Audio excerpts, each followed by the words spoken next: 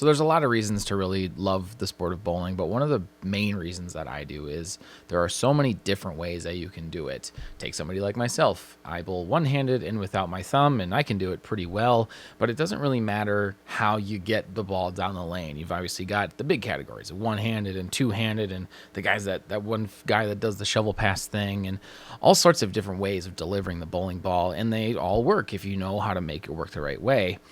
And that was probably one of the biggest reasons why I invited Zach Weidman onto the 10 Pin Life podcast, because he puts a really unique and heavy roll onto the ball. So I really wanted to talk to him about that, as well as kind of what his last season was like, because 2021 was his rookie year, and he ended up in the Rookie of the Year standings, not quite enough to eclipse Matt Russo, but he made a huge breakout at the Players' Championship in Milwaukee, and he's having a great season thus far, making a few cuts here, and really just staying within the playoff standings as we're getting through 2022. So I really hope you guys like this one. It's definitely a little bit of a different guest because Zach doesn't really have a huge name on tour, but I think he's one of those guys that will at some point. He's definitely young and kind of an up-and-comer, but hey, if I could have talked to MJ in his rookie season, I would have done that as well. So before we get started, I do want you to know that this episode is sponsored by 10 Pin Toolkit. If you have been watching or listening to the podcast previously, you've heard me say that name a few different times, but really, I'll keep it nice and simple, guys. It's the best set of tools that you can have on your phone. It's a digital format, it's super user-friendly, and it's advancing. Simon is doing a great job at getting that app updated and putting different things in there, pattern overlays, angles and targeting tool. It even just has a section to give you what the spare names are for whenever you leave a big four and you might have forgot what you call it. So if you're interested in checking that app out, please scroll down into the description below. There's a link there. It'll take you straight to that app, and you can check out what 10 Pin Toolkit is all about. But let's get to it, guys. This is 10 Pin Life podcast number 13 with Zach Weidman.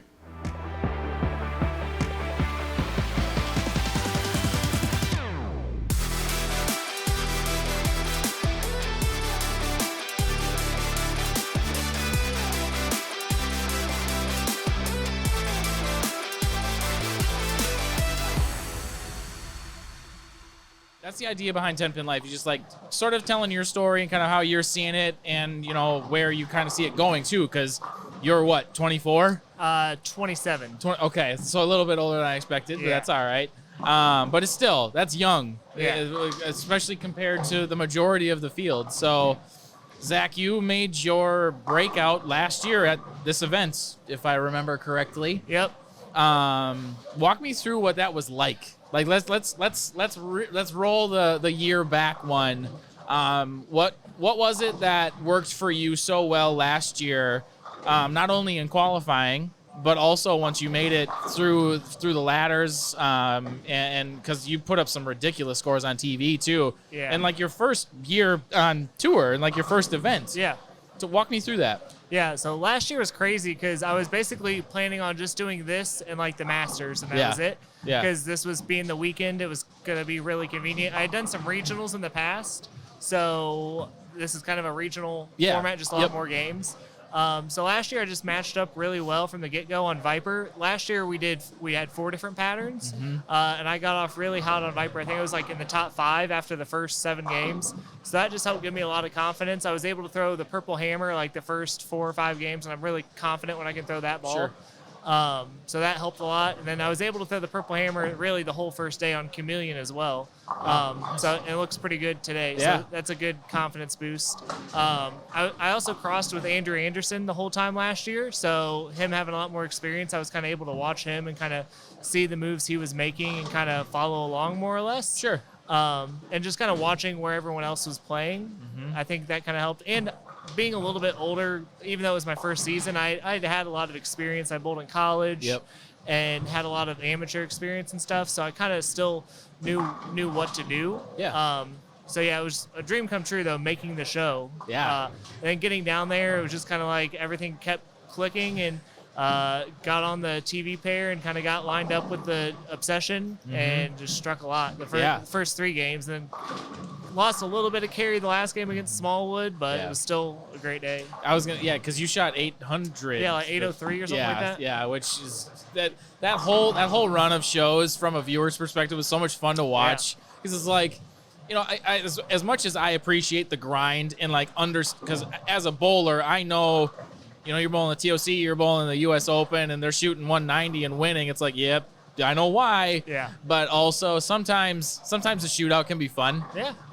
So I'm glad that there was kind of a mix in there. Let's go back even further. You bowled at Purdue, correct? Yeah. What was your collegiate career like? I mean, Purdue's not known as a bowling school.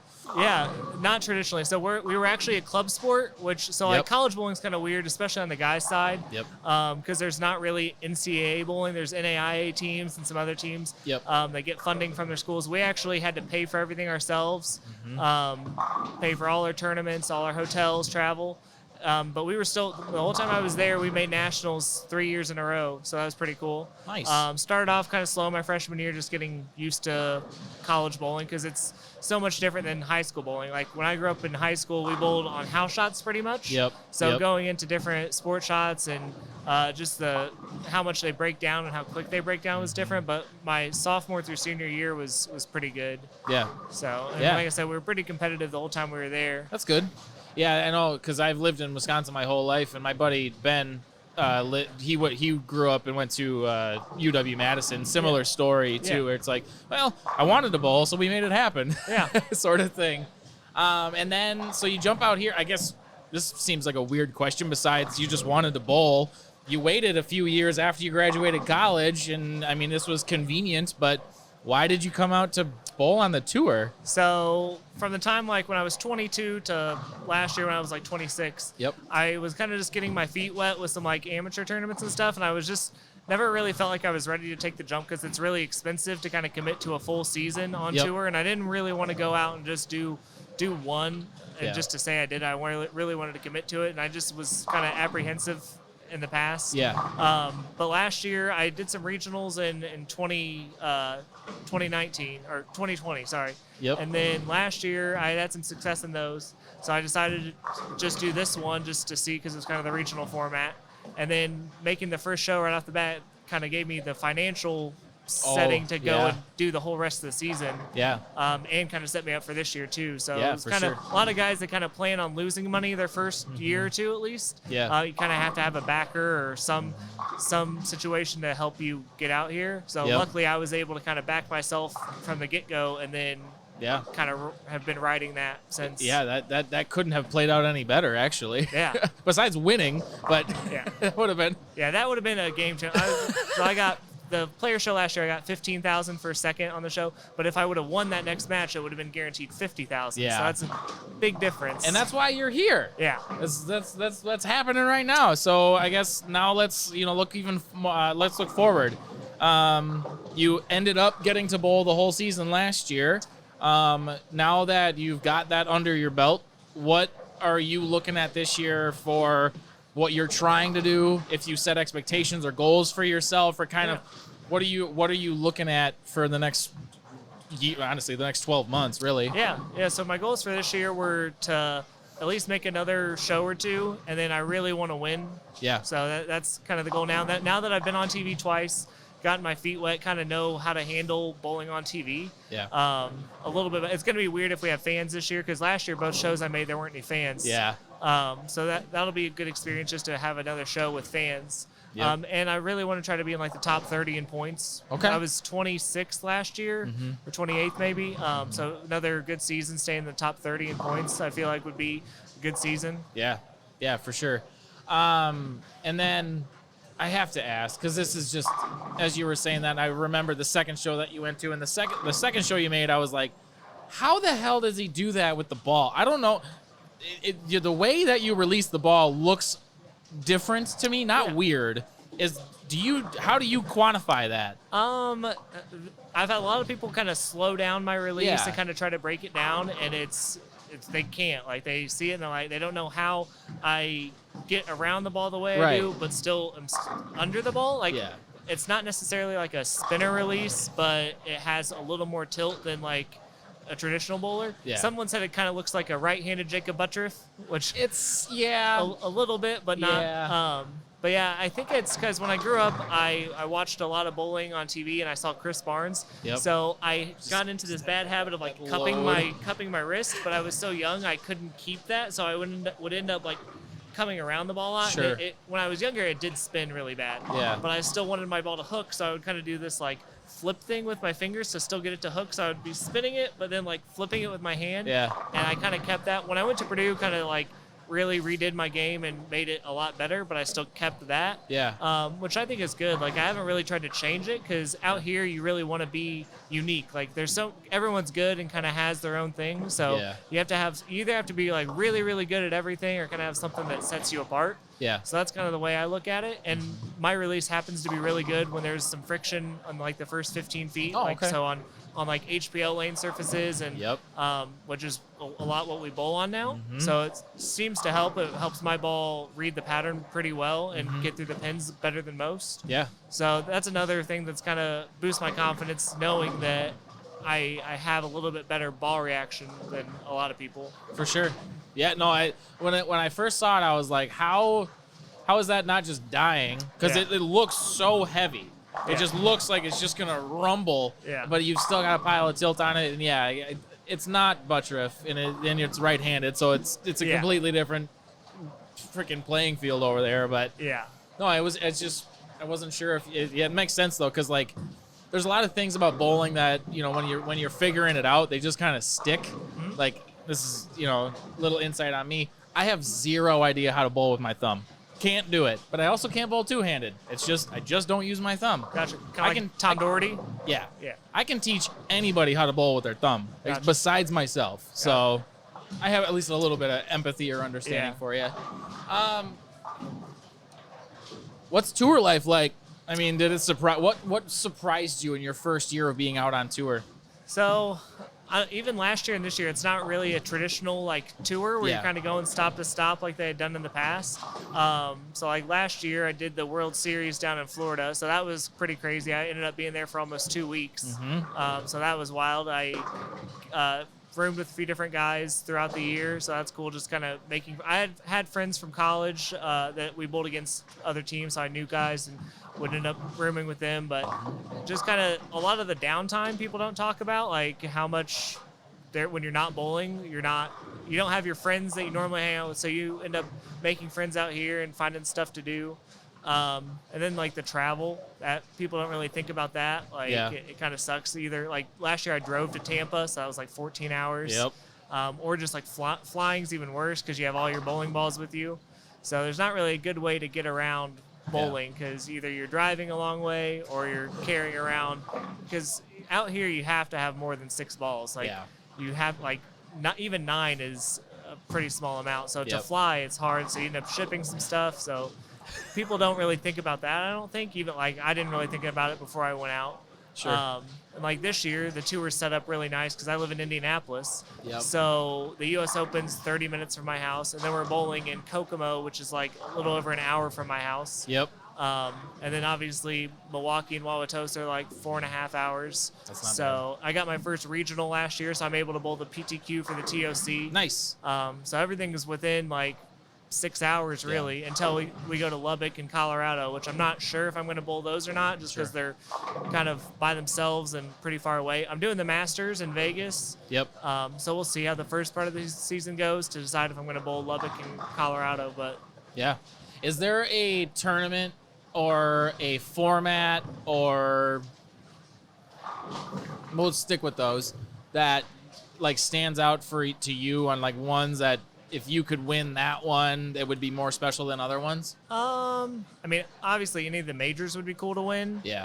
Or at Woodland, any tournament like this year, the U.S. Open's there, so that'd be like 2 birds, 1 stone. But I grew up going to Woodland and watching the pros ever since I was little, so that would really be cool to win there. I think I do well in like tournaments that get to like a bracket match play. That's like I won our state masters in Indiana in 2020, which is like a bracket. And then the Chameleon show last year was a bracket. I beat Bill O'Neill and then Kyle Troop to make the show. And then my first regional I won last year in November was a bracket. So Sure. I've had some success lately in like bracket formats because you kind of just have to get in there and then it's a whole new tournament. It's not like you have to beat every single guy over the course of like 60 games like some other tournaments. Yeah. So I think at least out here, those kind of formats benefit me. So what you're saying is when you make the 64 and the Masters, it's just you're just gonna go to the show. Yeah, that'd be cool. I missed out by like 12 pins last year bowling it, so that was rough. Yeah. Because like I said, you just have to make it, and then you can beat anyone. My grandpa always said anyone can beat anyone in one game. Yeah. So I mean, a lot of them out here are like best 2 out of 3 or 3-game total, but still, it's the same thing. You get on the right pair, and like anyone can be beat. Yeah. Is there anything about this season that you're like, maybe like besides where you get to bowl and different events that happen every year, is there anything specific about this year that you're really excited about? Honestly, just being able to have some fans out here. Like my parents or my wife or any of my friends really weren't able to come watch me last year because they didn't have fans. Yep. So like in Indianapolis, I know I'm going to have a lot of people there just coming out just to watch qualifying. Yeah. So that'll be cool. And then if I did ever happen to make a show, I know I'd have people there to watch. So that would be cool if I just having fans. And I feel like it's a different kind of level of energy when you can have fans just in the bowling center watching and stuff. So I think that's what's going to be exciting about this year. That's one of the things that I think I'm looking forward to most, just that energy, just getting people more engaged with the sport, just being the ones that want to be here, let them be here. Yeah. That sort of thing. So, no, that's good. I think I'm looking forward to see what you can do this year. I mean, you got some big shoes to fill that you made yourself. Yeah. So that's pretty cool. Yeah, I kind of started with a bang, so it's good because, like I said, I kind of proved to myself that I can do it. Right. So there's not really those doubts. Like I know a lot of guys, they'll spend 2, 3, 4 years before they even like start making cuts, really. Yep. And they have a lot of self-doubt about if they can do it. So I kind of got over that pretty quick. So now I just kind of have the opposite, where I have like higher expectations now. So, but I don't put too much pressure on myself because I'm not a full-time pro bowler. I run a pro shop back home too. So it's not like I'm depending on making money out here to live. So I think that helps a little bit too. Yeah. But no, that's awesome, man. That's awesome. Like I said, I wish you the best of luck out here. I'm really excited to see what's going to happen since this I'm really curious to see, honestly, how this center plays. Yeah. Because it's been a long time since they've had pro bowling here, but yeah, it seems similar to Wauwatosa. Like, I mean, obviously the HBLs and the wood approaches and quite a bit of hook.